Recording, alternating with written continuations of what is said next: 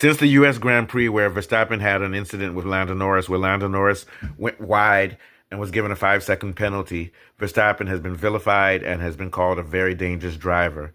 Heading into the Mexico Grand Prix, the drivers had a meeting, and they all agreed that rules need to be changed to address the way that Verstappen drives. The meeting seems to have worked because in Mexico, Max was given 20 seconds worth of penalties and finished fourth, while Norris finished second and took 10 points away from Max's lead. After this race, there was a lot of words from pundits saying that Max is a dangerous driver and that he's destroying his legacy. Things got worse for him in the sprint race, where he was given a very dubious penalty and was demoted from third to fourth place, thereby giving another point to Norris. And coming into the qualifiers, his lead over Norris was now 44 points. It got worse in qualifiers. In Q2, Verstappen finished P12 due to a red flag incident. And this, in addition with him having to go down 5 places due to an engine change, meant that he'd be starting the race in P17, while Norris, who got pole, would be starting in P1. Things look really bad for Verstappen. It looked like Norris might be able to take a big chunk out of his lead. But this is Interlagos, and it was rainy all weekend, and we all know how Verstappen drives in rain. He ended up winning the race by 20 seconds over Ocon, who came second, and by 30-plus seconds over Norris. This was an emphatic revenge for Verstappen over Norris and over his detractors. Norris was clearly despondent after the race and tried to make excuses and discredit Verstappen's brilliant victory by saying that Verstappen merely got lucky. He was referring to the incident that started in lap 29 when he was in P2 behind Russell, who he gave the lead up to, in which he and Russell both pitted because their tires did not feel stable in the rain. They changed to intermediates.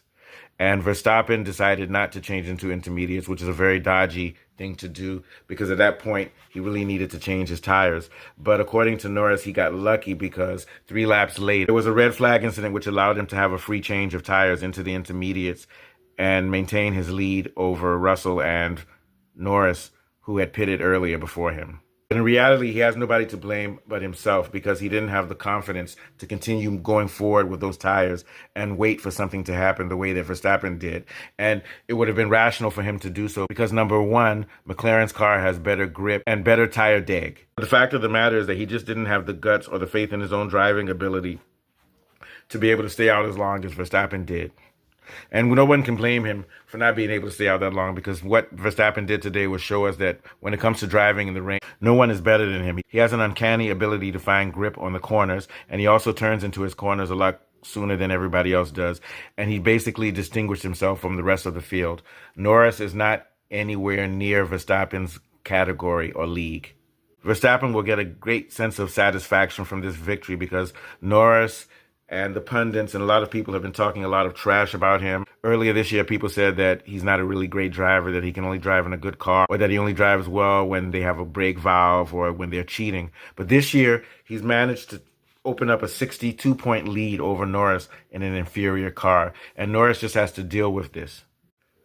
Norris is a very skilled and talented driver. He may even have as much talent as Verstappen in some aspects, but I think the main difference between him and Verstappen is emotional reserve. Now, when you think about guys like Senna and Schumacher, guys like Verstappen, Senna, and Schumacher have an intense amount of concentration and an ability to shut things out and focus, which I think that Norris lacks. It's very clear, even after Norris wins a race, it's very clear that he's tired and exhausted and emotionally drained.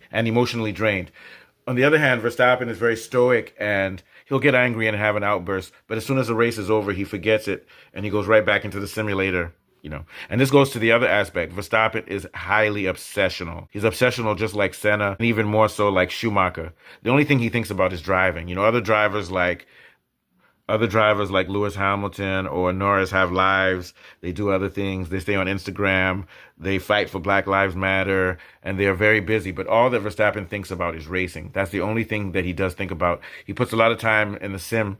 I believe earlier this year, he got in trouble for staying up until 4 a.m. to stay in the sim. And Red Bull told him, you have to stop doing it. And he said, F off, I'm not going to stop doing it. So the point that I'm trying to make is that Verstappen only thinks about one thing all the time, all day, 24/7, racing.